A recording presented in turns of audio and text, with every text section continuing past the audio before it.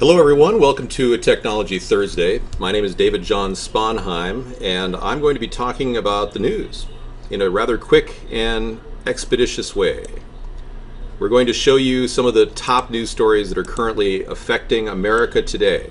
This just in from Fox News. The story is, report Obama administration has a chilling effect on journalism. The U.S. government's aggressive prosecution of leaks and efforts to control information are having a chilling effect on journalists and government whistleblowers, according to a report released Thursday on U.S. press reforms under the Obama administration. We all know that M.M. Hastings, one of the best investigative journalists in our era, he won the Polk Award for his legendary work with General McChrystal, talking about how Obama was not engaged in the war in Afghanistan. M.M. Hastings died over a month ago of a very strange and mysterious accident. I wonder if those things are connected. You know, they say that none of the major networks now have good investigative journalism going on because they're either leaving the business or dying off, or they're just threatened by the chilling effect of this overbearing president, Barack Obama.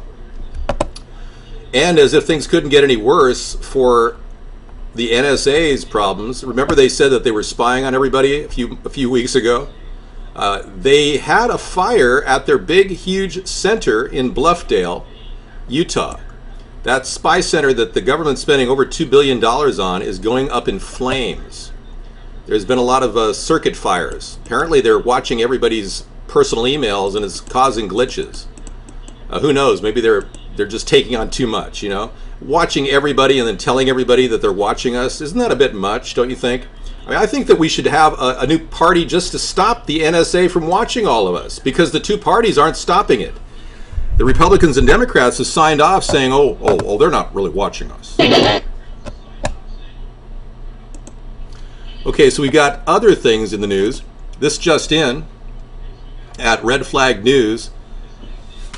Obama's going to use the National Guard to close the Beltway to thwart the 3-day trucker protest. That's what this news story is talking about. Yeah. Apparently he's going to pull the National Guard out, or at least that's what the rumor mill has produced. RedFlagNews.com is running with this headline.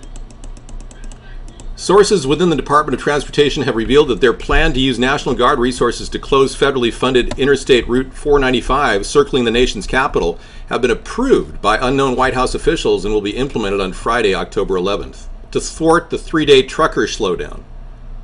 Yeah, that's going to be a little problematic, especially since many of those truckers are probably carrying rifles or shotguns in their back seat. You never know. I mean, they got to protect themselves on the highway, I'm sure, if they're, of course, registered.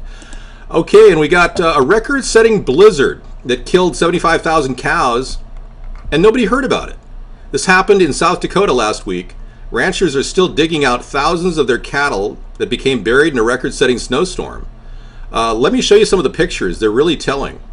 That's just part of it. Mailboxes are covered.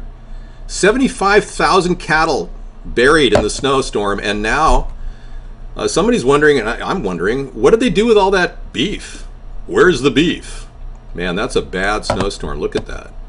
So that didn't hit the mainstream media. I wonder why. Very strange. And then here, county disciplines and fires CPS workers over the death of Ian Brooks. That's right, the CPS is up to no good again. This boy's death spurred a move to boost accountability. Apparently, one of the little boys actually called 911 and asked for help and was denied help, and then he died. I mean, this is a tragic case. The CPS avoids oversight, and I don't know if any of you know this, but under Bill Clinton, the CPS officials are given $4,500 per child that they pull out of a house. In some states, it's as high as $30,000 per child in states like Ohio. Yeah, they get money for abducting children from homes, essentially, in the name of protecting them. Well, they're not protecting these kids. These kids are being led into abusive families and foster care, and they're getting killed. That's a bad thing. Other news, poultry plants linked to outbreak won't be closed. You heard about the Foster Farms outbreak at the Cherry facility? A salmonella outbreak threatens to tarnish Foster Farms' image and raise questions about regulatory gaps. Yeah. When For years, Foster Farms wanted consumers to know its poultry was farm fresh, all natural, and most important, safe. But ongoing salmonella outbreaks linked to 3 of its Central California processing plants is threatening to tarnish its image. But I'm sure the Food and Drug Administration can, get their pockets padded by some of these organizations and forget about that story, But do realize that a lot of salmonella is starting to genetically mutate and is resistant to antibiotics. So that could be part of the problem too. The question arises, will the government shutdown end? That's got to be the ongoing story. And in case you didn't know, there is a strong chance that the economy is still collapsing. Unemployment is still at 7.3%. It's not going anywhere. And the unemployment stats aren't really giving you a fair number because there's a lot of people that don't even qualify for applying for unemployment. They've been missing out on a job so long.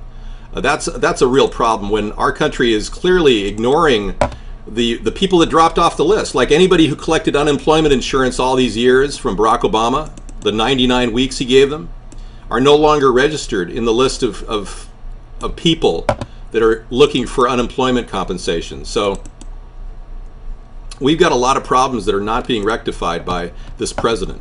He's still the lame duck president he's always been. I've said that from the beginning.